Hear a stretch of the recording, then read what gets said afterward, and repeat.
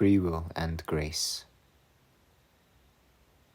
It is usual to leave to men's decision and free choice external things which have nothing to do with the kingdom of God. True righteousness is attributed to God's spiritual grace and to his Spirit's work of regeneration. This is what the author of The Calling of the Gentiles means when he speaks of three kinds of will. He calls the first sensual, the second animal, and the third spiritual. The first two, he reasons, belong to man's free choice. The third depends on the operation of the Holy Spirit. We will argue later about whether this statement is true. For the moment, we will briefly review the statements which others have made. It emerges that writers who deal with the problem of free will are not much concerned with external works which pertain to life in the body. They are mainly interested in obedience to God's will. I agree that this second issue is the central one, but at the same time, I hold that the other should not be neglected, and I hope to prove my case when the time comes. Again, there is a distinction popular in the schools of theology, which identifies three sorts of freedom. The first is freedom from necessity. The second, freedom from sin. The third, freedom from misery. The first, they say, is so deeply rooted by nature in man that it cannot be taken from him.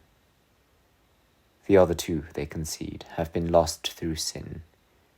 I am happy to admit this distinction, except insofar as it confuses necessity with compulsion. At the appropriate time and place, we will see that these two things are quite different.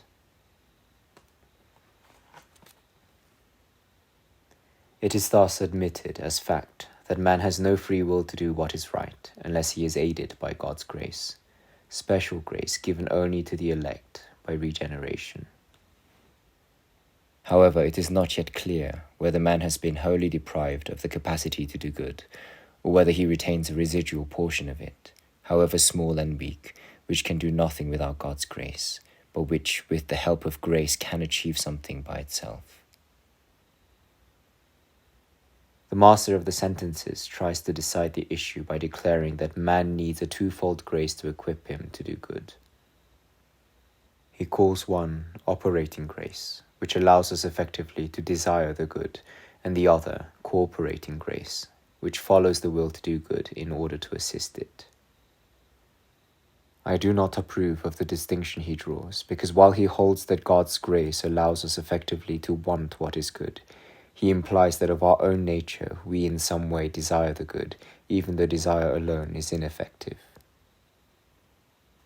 Bernard, too, says much the same thing, teaching that every manifestation of the will to do good is God's work, but that nevertheless man of his own accord is capable of wanting the will to do good. The master of the sentences has, however, misread Augustine, although he thought he was following him when he set down this distinction. I take issue, too, with the dubious nature of his second statement. It has given rise among the schoolmen to the idea that he says we cooperate with God's grace and have the power either to annul the first grace by refusing it when it is offered to us, or to confirm it by an act of obedience.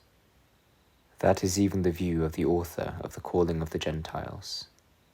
He affirms that those endowed with the power of rational judgment are free to depart from grace, so much so that when they do not depart from it, it is reckoned to them as a virtue, enabling them to gain some merit for having done what might not have been done had that been their wish, even though such a thing is impossible without the cooperating grace of God. I wanted to note these points in passing so that the reader may see in what way I disagree with the schoolmen, who professed a more wholesome doctrine than the Sophists who came after them. With these we have a more serious quarrel, because they have fallen badly away from the purity of their predecessors. Be that as it may, the above distinction helps us to readily understand what led them to allow man free will. For the master of the sentences concludes that man is not said to have free will because he is just as capable of good thoughts and actions as he is of evil, but only because he is not subject to compulsion. Our freedom is not impeded, even though we are wicked and slaves to sin and can do only evil.